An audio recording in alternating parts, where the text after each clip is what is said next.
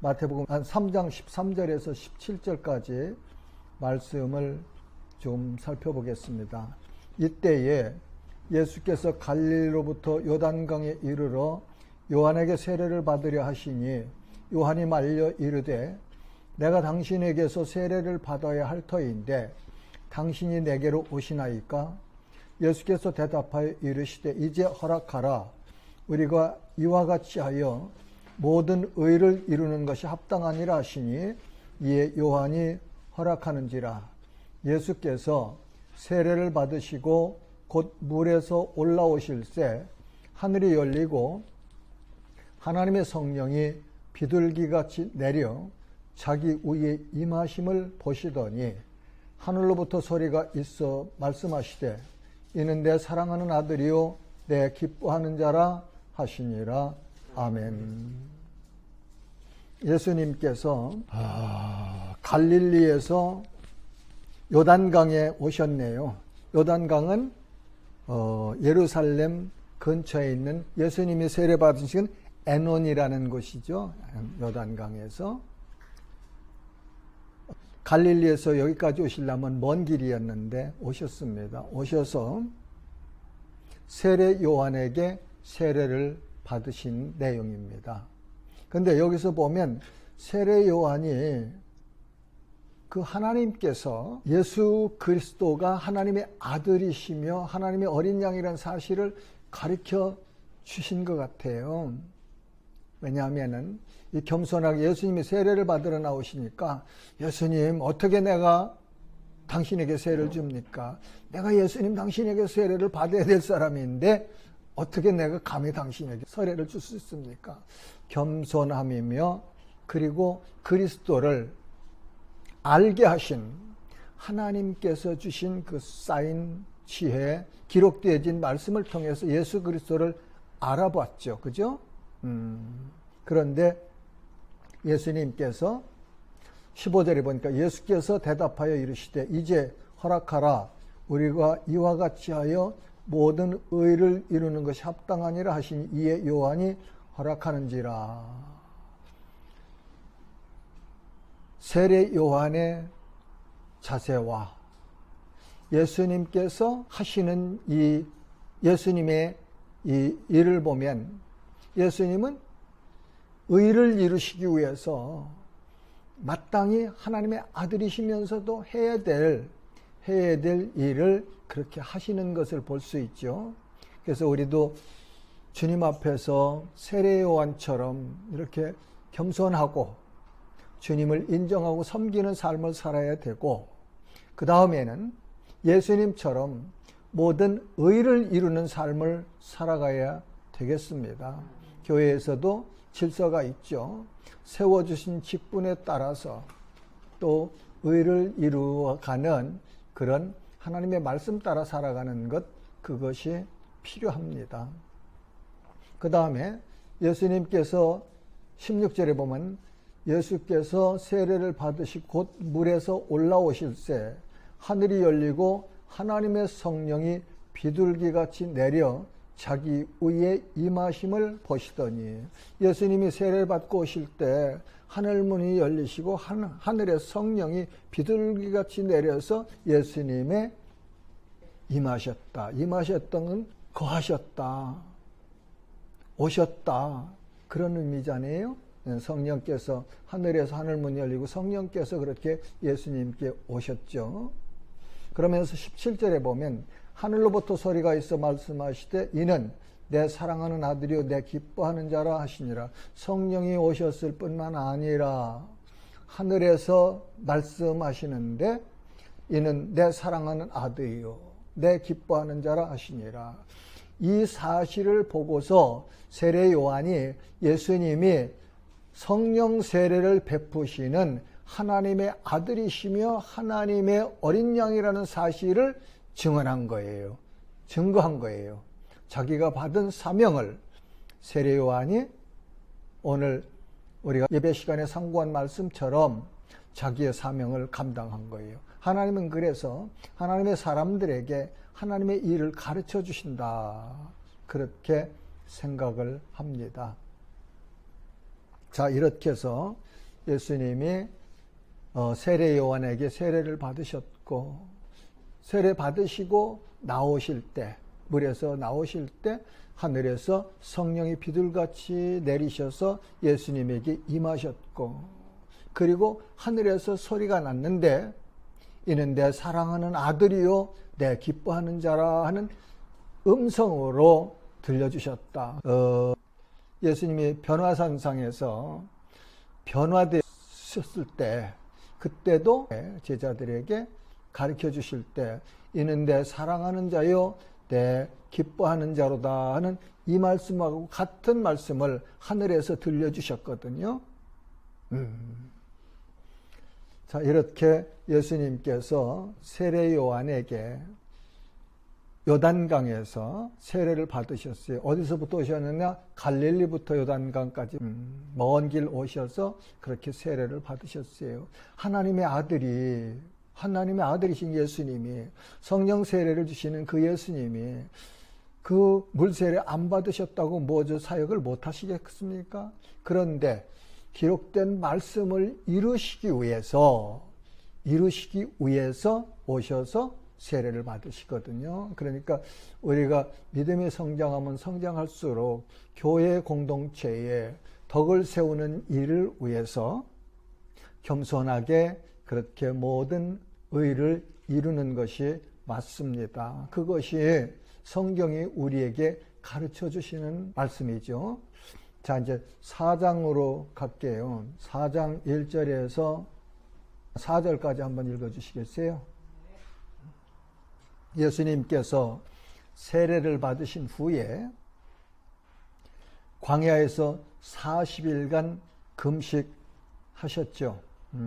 여기 보니까 1절에 보니까 그때에, 아마 이 그때에는 세례를 받으시고 그 다음에 예수님께서 광야에 금식하러 들어가신 그때를 가르쳐 주겠죠. 예수께서 성령에게 이끌려 성령의 인도하심을 받아서 광야로 가시는데, 그 광야로 가신 목적이 뭐냐? 마귀에게 시험을 받으러 가셨다 그러네요. 아무튼 세례를 받으시고 하늘로부터, 하나님으로부터 그렇게 인증을 받으신 후에 성령에 이끌려 마귀에게 시험을 받으러 광야로 가셨다. 그러면서 2절에 보니까 40일을 밤낮으로 금식한 후에 줄이신지라. 성경에 보면요, 모세가 시내산에서 40주야를 먹지도 아니하고 마시지도 아니한 그 2번의 기사가 있었죠. 그리고 엘리야가 어뎀나무 밑에서 이렇게 누워 있을 때 천사가 찾아와서 어루만지고, 그리고 떡과 물병을 가져다 주면서 너 이거 먹고 마셔라. 그래서 먹고 마시고 또 잤어요. 그렇죠? 그러니까 2번째 또 와서 똑같이 그렇게 했다고요. 그래서 힘을 얻어서 40주야를 걸어서 호렙산에 갔다고 그러거든요. 가면서 먹었는지 안 먹었는지 그건 잘 모르겠어요. 아무튼 그런 기록이 있는데, 예수님께서 40일을 밤낮으로 금식한 후에 줄이셨다, 그런 말씀이네요. 그런데 그때 누가 오느냐 하면 예수님께 시험하는 자가 예수님께 나와서 이르되 내가 만일 하나님의 아들이거든 명하여 이 돌들로 떡덩이가 되게 하라. 시험하는 자가 예수님께 왔는데, 시험하는 자가 누구냐? 먼저는 마귀입니다. 1절에 마귀에게 시험을 받으러 가셨다고 그러잖아요. 그러니까 예수님을 시험하는 자가 마귀죠. 마귀. 그 다음에는 마귀가 예수님을 시험하는데 1절에도 기록되어 있고 5절에도 또 기록되어 있죠. 그리고 8절에도 기록되어 있어요. 그 다음에는 11절에도 마귀가 기록되어 있습니다. 그 다음에는 이 마귀가 시험하는 자가 누구냐면 사탄이에요. 사탄. 10절에 보면 예수께서 말씀하시되 사탄아 물러가라 그러시거든요. 마귀, 사탄, 그게 곧 시험하는 자입니다. 그러면 이 시험하는 자는 어디서 제일 먼저 우리에게 나타나느냐? 창세기 3장에 에덴 동산에서 아담과 하와가 있을 때 하와를 유혹한 그 시험한 자가 창세기 3장에서는 뱀이라고 합니다. 뱀. 창세기 3장에서 뱀이라고 계속 나와요. 그 다음엔 요한계시록 12장 7절에서 9절 또 17절에 보면은 이 시험하는 자가 용이라고도 나옵니다. 용. 그래서 이 시험하는 자를 정체를 우리가 알려면은 그는 마귀고 사탄이고 뱀이고 용이다. 그 시험하는 자가 이런 여러 가지 형상, 여러 가지 이름을 가지고 시험하고 있다. 우리가 그렇게 알면 되겠습니다. 그러면서 예수님께 와서 어떻게 시험을 걸어요? 내가 만일 하나님의 아들이었든 명하여 이 돌들로 떡덩이가 되게 하라. 시험하는 자가 마귀가 사탄이 예수님이 하나님의 아들이신 줄 몰라서 이런 거 아니잖아요. 내가 설교할 때도 말씀드렸습니다. 그는 저 에덴 동산에서부터 사람이 하나님 앞에 범죄하고 추방당할 때 그때 하신 창세기 3장 15절 말씀을 기억하면서 예수님이 이 땅에서 태어나실 때 출생하셨을 때 헤롯 왕을 통해서 예수를 죽이려고 했잖아요. 하나님의 아들이 오면 자기 세상이 끝나니까. 그렇게 했는데 동방박사들이 왔을 때 여보 너희들 가서 보면 자세히 알고 나한테 와서 가르쳐다고 나도 가서 경배하려고 그래. 근데 하나님의 사자가 꿈의 현몽에서 박사들에게 다른 길로 가라고 해서 헤롯을 통과하지 않고 다른 길로 갔단 말이죠. 이제 속은 줄 알고 한 일이 뭐예요? 병사들을 보내서 그 지역에 있는 베들레헴에 있는 모든 2살 아래로 어린아이들을 다 죽이잖아요. 사단은 하나님도 알고 하나님 능력도 알고 하나님 아들 예수 그리스도가 오신다는 사실도 알고 오신 것도 알고 그러면서 자기 수와 자기 세력들을 통해서 그 예수님을 죽이려고 했거든요. 그러면서 복음서에 보면은 귀신들이 어디에서든지 예수님을 만나면 예수님을 알아요. 하나님의 아들이시라는 사실을. 그리고 그리스도시라는 사실을 압니다. 그러면서 왜 아직 우리 때도 안 됐는데 오셔서 나를 이렇게 어렵게 합니까? 그러면서 예수를 만나면 하나님의 아들이라고 고백하거든요. 인정해요. 그런데 사탄이 예수님이 하나님의 아들이신 줄 몰랐겠어요? 빈정된 거죠. 딴지 거는 거죠. 꼭 따라서 합니다. 그래서 시편 1편 말씀이 그렇잖아요. 뭐라고 하죠? 복 있는 사람은 악인의 꾀를 따르지 아니하고 죄인의 길에 서지 아니하고 오만한 자리에 앉지 아니하고. 그렇죠? 앉지 하고. 사단이 하는 일이 다 그렇습니다. 그러니까 세상 어둠의 세력이 하는 일이 다 그렇죠. 그러니까 거기 따라가지도 말고 같이 있지도 말고 거기 가서 누리려고 생각도 하지 말고 그래 살면 늘 마음이 편합니다. 그것이 하나님께서 지켜주시는 방법이다. 나는 그렇게 생각해요. 그리고 아까 내 설교 시간에 다 얘기 못했지만 내가 아는 거 하나 있어요. 예수 믿어서 구원받으면 영생 얻어서 하나님 자녀 되면은 시간이 가면서 하나님께서 이 땅의 삶도 다 풍성하게 채워주시더라. 제 간증입니다. 제 간증이에요. 그리고 내가 목회하면서 내가 이 신앙생활 40년 하면서 보면서 배운 거예요. 삶에서.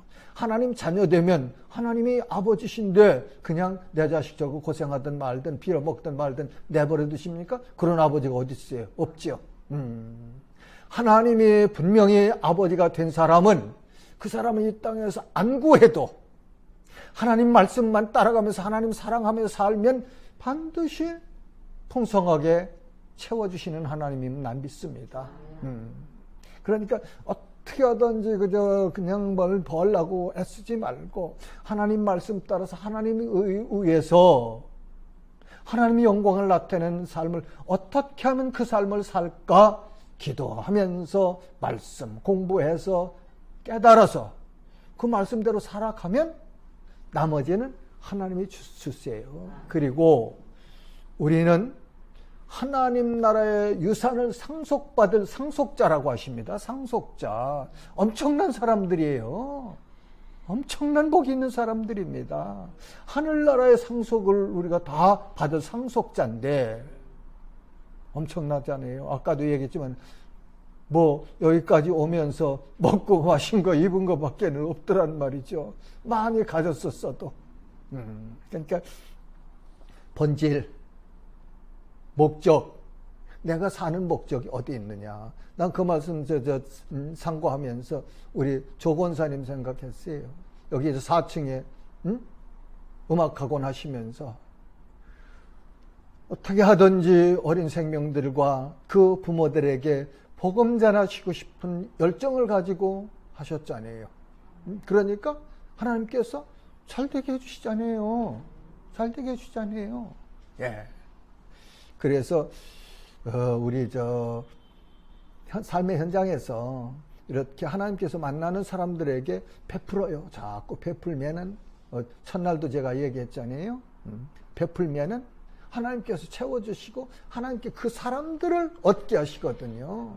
그렇게 원룸에서도 입주자들 잘 내 식구처럼 내 형제도 자매도 좀 도와주고 잘하시는 우리 장로님들 두 분들 참 잘하세요. 그러시면서 그 비즈니스를 하는 목적을 하나님의 영광을 위해서 하자 말이죠. 그러려면 그들에게 복음을 전하고 하나님이 당신 사랑하셔. 당신도 예수 믿으면 하나님이 아버지 되셔서 얼마든지 이 땅에서도 풍성하게 살 뿐만 아니라 영원한 생명을 누릴 수 있어 하면서 기회 되면 그 사람들하고 성경 공부 좀 하세요. 성경 공부 좀 하세요. 일주일에 한 번씩 가셔가지고서 야 내가 좀 맛있는 거 사줄게 좀 모이자. 짜장면 사주시네 피자를 사주시네 하시면서 성경 공부하세요. 아이고 나는 목사도 아닌데요. 배운 만큼 아는 만큼 나누면 되는 거 아닙니까? 예, 그러시면 되는 거예요. 그러면서 뭐라고 했어요? 명하여 이 돌들로 떡덩이가 되게 하라. 그러니까 예수님께서 대답하여 이르시되 기록되었을 때 사람이 떡으로만 살 것이 아니오 하나님의 입으로부터 나오는 모든 말씀으로 살 것이라 하였느니라 하시니. 자, 이제 이건 가정이에요. 예수님이 돌덩이 뭐야? 너 돌아. 너 떡덩이 되게 하라 하면 안 되겠습니까? 되지요. 얼마든지 됩니다. 그런데 예수님이 그렇게 안 하시고 시험하는 자가 시험하니까 예수님 말씀으로 야 사람이 떡으로만 사는 것 아니야. 하나님의 입에서 나오는 말씀으로 살리라. 그러니까 말씀으로는 이런 해석을 할 수 있을 것 같아요. 적용을 우리 영혼이 살아가는 양식이에요. 이스라엘이 광야 40년 동안 살 때 새벽마다 만나를 내려주신 그 육신의 양식, 그리고 예수님이 나는 생명의 떡이로다 한 말씀은 영적인 양식이고, 이 광야에서 40년 동안 먹은 양식은 육신의 양식이에요. 그렇죠? 그래서 우리가 이 땅에 살아가려면은 영혼의 양식과 육신의 양식 이 두 가지를 다 같이 누려야 됩니다. 그런데 하나님 밖에 있는 사람들은 이 영혼의 양식을 먹을 수가 없지요. 듣지도 않고 인정하지도 않고 믿지도 않는데 어떻게 먹습니까? 그래서 저는 늘 제가 사모하는 게 많은 사람들이 와서 들으면 좋겠죠. 그러나 귀가 열린 사람, 속 사람의 귀가 있는 사람, 하나님을 사랑하고 하나님의 말씀을 들을 수 있는 사람, 하나님의 사람은 하나님의 말씀을 듣는다고 요한복음에서 예수님이 말씀하시거든요. 이런 사람들로 수가 늘어나야 소망도 있고 능력도 있고 하나님 나라를 확장할 수 있는 그런 공동체가 된다 생각하거든요. 그래서 가르치고 배우고 하나님의 말씀을 전할 때에 성령의 역사하심이 있잖아요. 하나님의 말씀을 공부할 때 성령의 역사하십니다. 복음을 전할 때 성령의 역사하십니다. 안수할 때 성령의 역사하십니다. 기도할 때 성령의 역사하시잖아요. 이건 뭐예요? 다 예수 그리스도께서 가르쳐 주신, 하나님께서 가르쳐 주신 말씀대로 행할 때 성령이 역사하시고 충만하게 역사하시는 거거든요. 그래서 예수님이 그렇게 대답하셨죠. 사람의 떡으로만 살 것이 아니요 하나님의 입으로부터 나오는 모든 말씀으로 살 것이니라. 영혼은 하나님의 말씀으로 살아야 되고 육신은 떡으로 살아야 돼요. 이 두 가지가 다 있어야 되는데 이 두 가지를 하나님 자녀들은 하나님께서 다 주신다고 나는 믿습니다. 네. 세상 사람들은 자기가 해야 돼. 자기가 뭐든. 그러니까 고달픈 거지. 우리는 믿기만 하고 맡기기만 하고 살면 하나님께서 부족함이 없도록 채워주시거든요. 자, 그 다음에는 5절, 6절, 7절 좀 읽어주세요. 이 광야에서 예수님을 마귀가 3번 시험했는데 이제 2번째 시험이네, 그죠? 여기는 명예예요, 명예. 그러니까 거룩한 성으로 데려다가 성전 꼭대기에 세우고 이르되 내가 만일 하나님의 아들이어든 뛰어내리라 기록되었을 때 그가 너를 위하여 그의 사자들을 명하시리니 그들이 손으로 너를 받들어 발이 돌에 부딪히지 않게 하리로다 하였느니라. 그러니까 마귀가 처음에는 떡을 가지고서 시험했다가 예수님한테 참패를 당하니까 그 다음에는 어떻게 해요? 명예를 가지고 시험하는데 하나님의 말씀을 가져다가 시험하네요. 그러니까 말씀을 바르게 해석하지 못하고 바르게 적용하지 못하면 이렇게 시험당할 수도 있다. 그래서 이 말씀을 가르치고 전하는 자들이 늘 깨어있으면서 겸손하게 조심해야 된다 생각해요. 나는 이 세상에 제일 어려운 일이 설교하는 일이라고 생각되고 그래요. 그래서 설교 본문을 잡고 구절을 세우고 그리고 말씀을 이렇게 묵상하면서 어떻게 내가 30분을 설교를 하지? 도저히 설교를 30분을 못 할 것 같아요. 그러면서 개인적으로 인정하는 것은 내가 설교를 잘해서 잘하는 사람 아니니까 해서 하는 거 절대 아니다. 나를 사용하시는 하나님께서 자기 자녀들을 사랑하시기 때문에 그 사랑하는 자녀들에게 바른 양식을 주시고 싶은 것이 아버지의 마음 아니에요. 그 마음을 전하는 종들도 가지고 있을 때 말씀을 아버지의 마음을 가지고 해석하고 가르쳐 주려고 애쓸 때 그래서 하나님이 사용해 하셔서 혹시라도 은혜 받는 분들이 있다. 나는 그렇게 인정을 해요. 그렇게 인정합니다. 그러니까 하나님은 우리 모두를 사랑하시면서 각자 이 맡은 사명 따라서 사용하시면서 자기 백성들, 자기 자녀들, 공동체를 이렇게 지켜주신다. 은혜를 주신다. 난 그렇게 생각합니다. 그래서 성경을 이 맡은 자들이 참 많이 하나님 앞에서 경성하고 겸비하고 그리고 집중해서 읽으면서 성경을 해석할 때 하나님의 뜻을 우리가 알아야 되는 거 아니에요? 하나님의 마음으로 이 성경을 왜? 하나님의 말씀이니까 이해를 해야 정확하게 하나님이 우리 성도들에게 들려주시기 원하는 말씀을 전할 수가 있죠. 그러니까 이 말씀 맡은 자들이 참 많이 기도해도 그리고 교회도 말씀 맡은 자들을 위해서 많이 기도하셔야 됩니다. 왜? 내가 은혜를 받아야 되니까.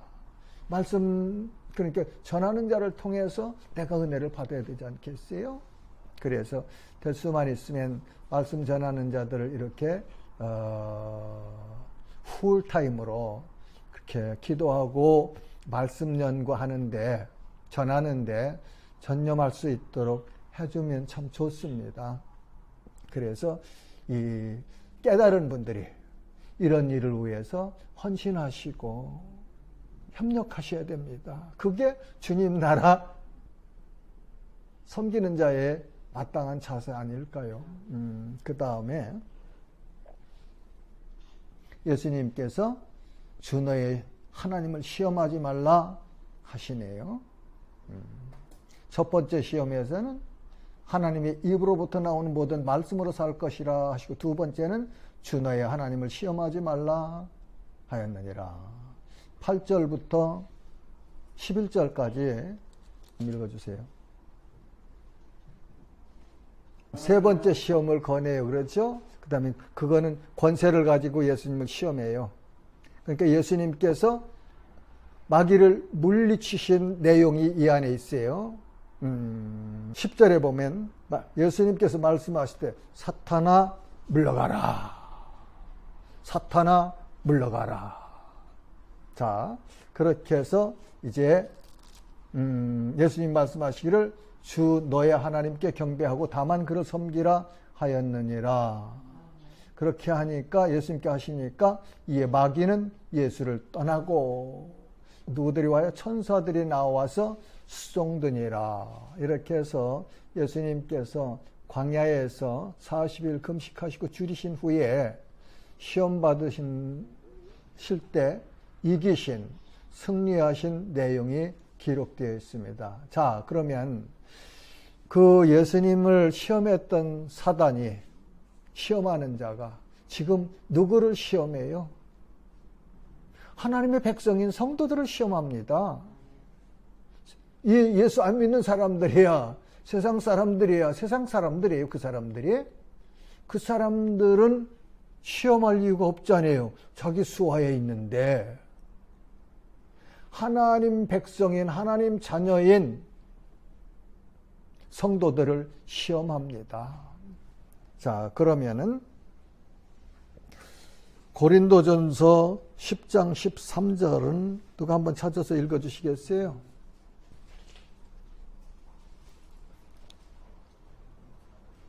사람이 감당할 시험 같으면 너희가 당하는 것이 하나님은 미포사 너희가 감당하지 못할 시험 당하는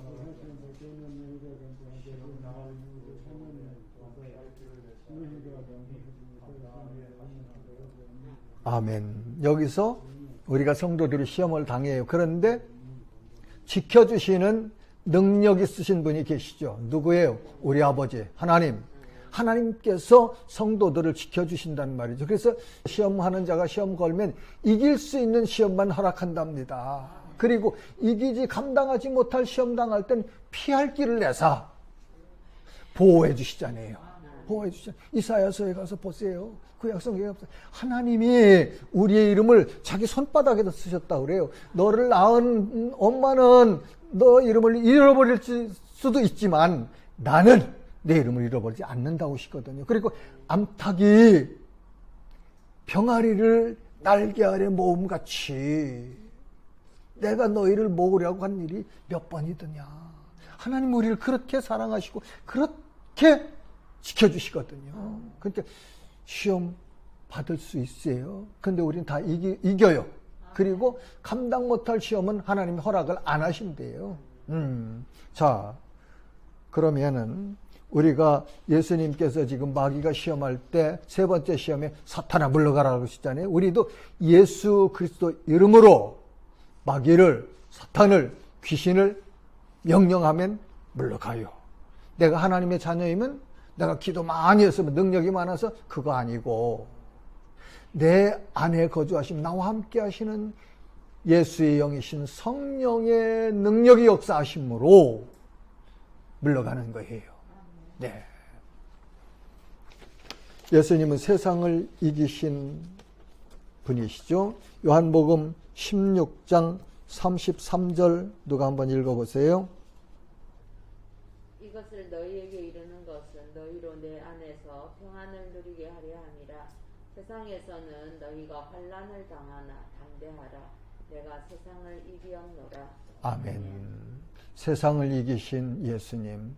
이 세상은 말하자면 세상의 왕인 사탄의 세력을 이기셨다. 그런 말씀으로 우리가 해석할 수 있어요. 그래서 그 이기신 승리자이신 예수 이름 권세로 우리가 시험할 때 시험하는 자를 명령하면은 물러간다 그런 말이에요. 자, 그 다음에는 야고보서 1장 12절에서 15절 한번 읽어주세요.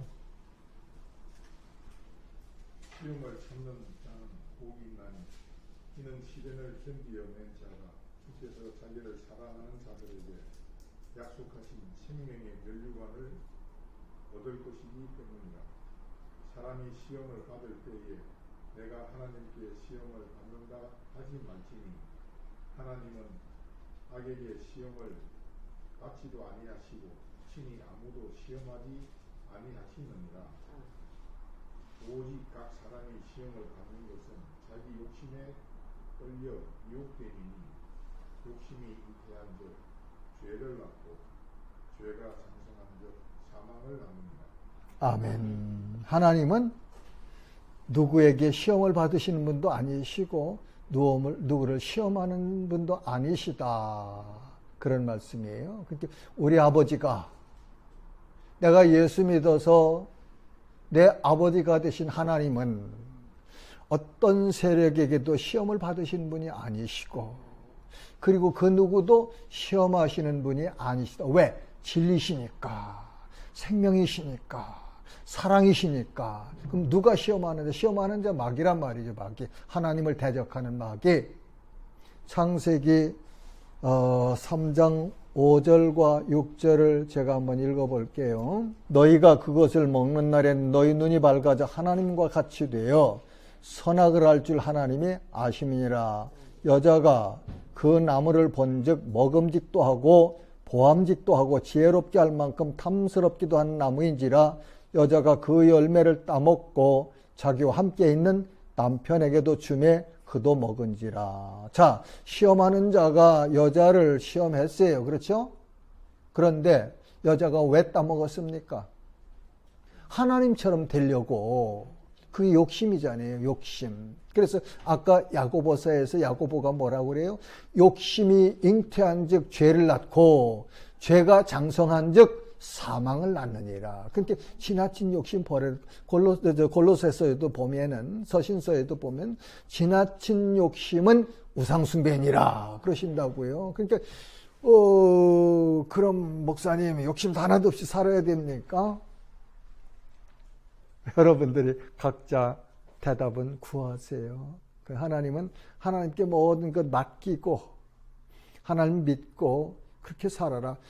열심히 일하되 정직하게 일하고 하나님이 영광을 받으시는 그런 방법, 그런 일을 하고 열심히 하면 나머지는 하나님이 다 채워주십니다. 제가 배운 성경은 그래요.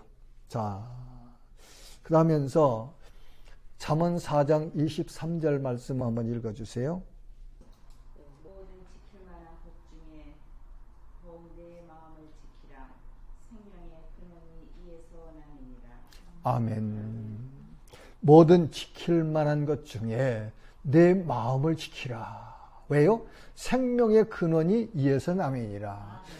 에덴 동산에서 여자가 시험하는 자가 시험할 때 마음을 못 지켜서 욕심을 내어서 죄를 잉태했고 죄가 사망을 낳다. 그러니까 내 마음 지켜라. 그런 말이에요. 내 마음 지켜라. 그래서 그런 말을 하지요. 사람들은 하나님 앞에 하나님 내가 이것도 드리고 저것도 드리고 저것도 드립니다. 그런데 하나님은 아니야. 그런 거 다 내 거야. 내 건데 네가 맡긴 거야. 그거 조금 돌리는 것밖에 아니야. 내가 원하는 건 내 마음 원해. 내 마음. 내 마음 나에게 다고. 그래서 예수님도 뭐라고 했어요? 내 마음을 다하고. 신명기에서도 그래서 내 마음을 다하고 뜻을 다하고 힘을 다하여 주 너의 하나님을 사랑하라. 그러니까 내가 늘 마음으로 하나님을 사랑해야 됩니다. 마음으로 교회를 섬겨야 됩니다. 마음으로 이웃을 사랑해야 됩니다. 하는 말이 이 말씀에서 근거해서 전하는 거예요. 다음에는 이제 예수님께서 천국을 전파하시네요. 12절부터 17절까지 읽어주시겠습니까? 아멘.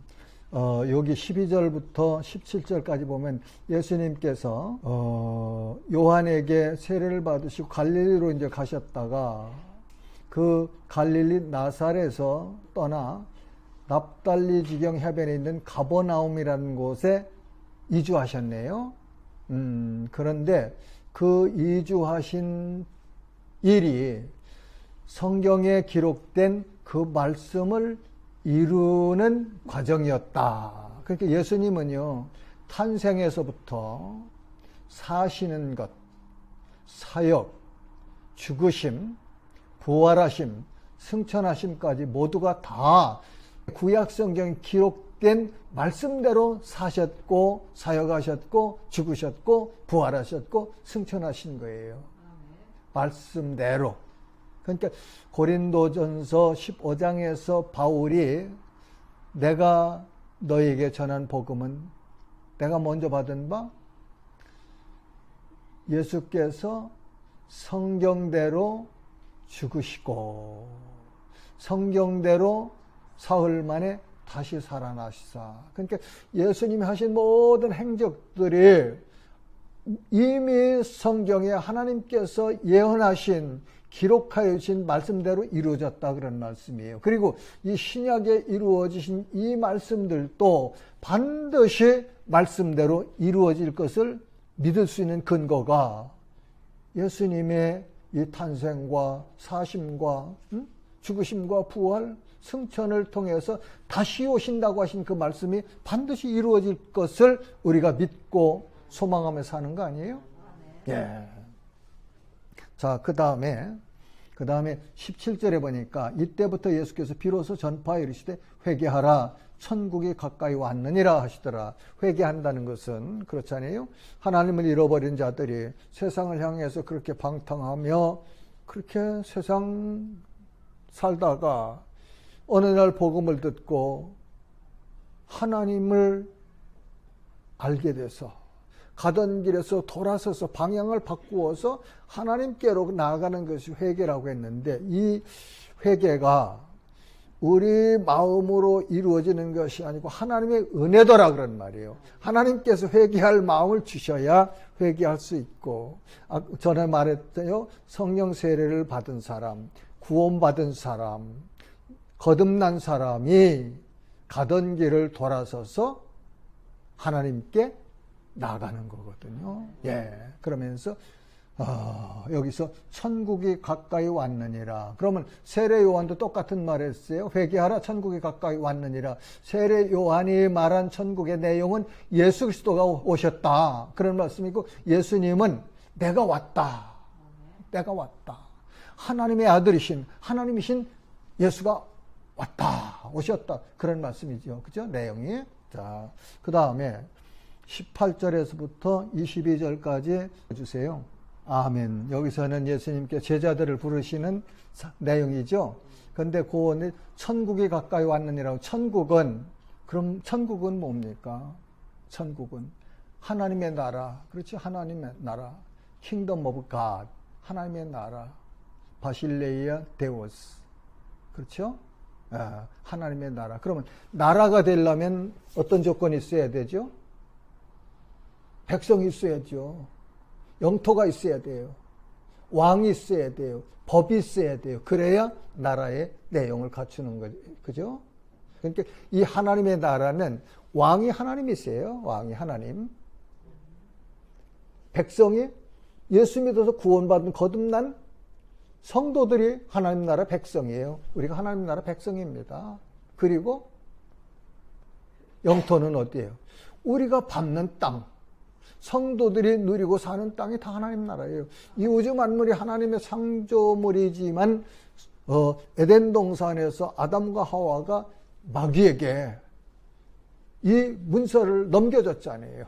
그래서 예수님이 오셔서 다시 회복하시는 중에 있죠. 히브리서에 보면 예수님이 오셔서 마귀의 일을 멸하시고 그러시거든요. 그 다음에는 법이 있어야 돼요. 법이 하나님 말씀이에요. 성경이 하나님 나라 법입니다. 그래서 예수님 뭐라고 하세요? 이 율법이 1.1획도 떨어지지 아니하라. 영원하다 그런 말씀이거든. 하나님 나라에 가서도 이 말씀대로 우리가 살 거예요. 예. 그러니까 이 땅에서 이렇게 배우는 건 너무 좋은 거죠. 그 다음에 거기서 갈릴리에 가서 바다에서 그 갈릴리 해변에서 고기 잡는 사람 2사람을 먼저 부르시죠. 그 다음에 또 2사람을 부르시고 이렇게 4사람을 부르셨어요. 시몬 베드로와 안드레 그리고 야고보와 요한 요 4사람을 부르신 내용이 여기 지금 기록되어 있습니다. 그러면서 예수님께서 그 12제자를 사도들을 삼으시고 부르신 데는 각 업비 다른 사람들을 부르셔서 나를 따라오너라 그러시면서 뭐라고 했어요? 이제후로는 내가 사람 낳는 어부가 되게 하리라. 그러니까 하나님 나라를 확장해 나가는 하나님 나라 백성들을 세워가는 확장해 나가는 그런 사역을 맡겨주신 거죠. 네. 자, 그 다음에 23절부터 25절까지 읽어주세요. 아멘. 여기는 예수님께서 하신 사역을 종합적으로 정리해서 3가지 예수님이 하신 사역을 내용을 정리해 줬죠. 회당에서 가르치시며 성경을 가르쳐 주셨죠. 천국 복음을 전파하시며 복음을 전파하시고 그 다음에 모든 백성 중에 모든 병과 모든 약한 것을 고치시는 일을 하셨어요. 그러니까 가르침, 티칭, 천국 복음 전파, 프리칭, 그리고 병든 자들을 약한 자들을 고쳐주신 힐링, 이 3가지 사역을 예수님께서 하셨다. 가르치시고 복음 전파하시고 병든 자들을 고쳐주셨다. 그러니까 25절에 보니까 갈릴리와 데가볼리와 예루살렘과 유다와 요단강 건너편에서 수많은 무리가 따르니라. 오늘날도 전 세계에서 이 복음을 듣고 하나님께서 구원하시기로 작정한 자들이 하나님 앞에 나오지요. 근데 이 수많은 무리들이 다 예수님 제자였느냐? 그건 아니었단 말이죠. 그렇죠? 보이는 것, 이적, 그거를 보면서 따라왔는데 실제 이 안에 하나님께서 택하신 자들, 하나님께서 구원하신 자들, 하나님께서 자녀로 삼으신 자들은 누구냐?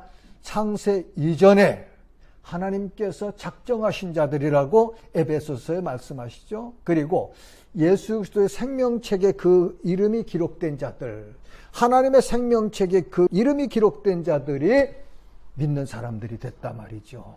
그러니까 내가 예수 그리스도를 주님으로 믿어지는 이거 엄청난 세상에 그거보다 더 큰 복이 없다는 제 논지가 여기 있는 거예요.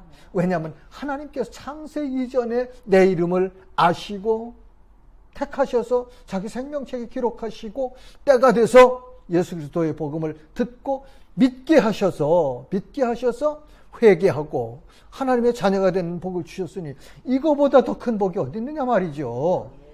그래서 이 복 받은 사람은 이 땅에서 받을 필요한 모든 복을 다 받았다는 내가 그렇게 정의하는 거예요. 됐잖아요. 하나님이 창조주신 하나님이 내 아버지시면 그분의 모든 것이 내 상속받을 유산들인데 그분이 전능하시고 전지하신 그분이 내 아버지인데 내가 뭐가 부족해요?